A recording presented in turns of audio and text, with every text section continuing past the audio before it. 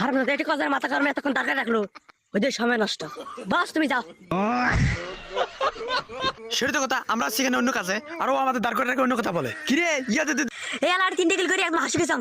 আরে আলা কিল করে পারনো দিনে পরে আয় দিনে দম নেন। এ না না এই দম নেবে নেই সুযোগে মার। ওই শালা হারাম দাদা চুপ কর। ইয়া দে এ ভাই তুই 2 মিনিটের জন্য বাইরে যা আবার আয় বুঝাতে ফেরে সঙ্গ। ইয়া দে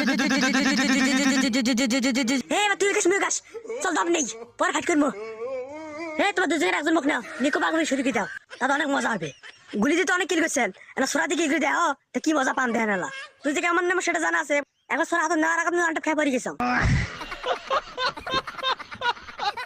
ম্যাচের মধ্যে একদিন বট আছে না তা আমরা শুধু এলে কথা কয়। আরে বাবা তোকে পরে নেবো, আমাদেরকে ফাইট করতে দে। এ ওই ব্যাগ দিয়ে ব্যাগ করবে তুই দম নেই। আরে তোমরা তো আমার না যে কোনো সময় বেড়ে মারি দিবে। আরে অত ভাই করিস কে এই গোটা এরিয়াটা হলো আমার। তবে ওটা অল মেরে মেটকিট করি, বাইরে যেভাবে ফাইট চলতেছে বাইরে গেলে আমি শেষ। অত চিন্তা করার কোনো দরকার নাই এই বিজনেস শুধু তুই আরাম কর।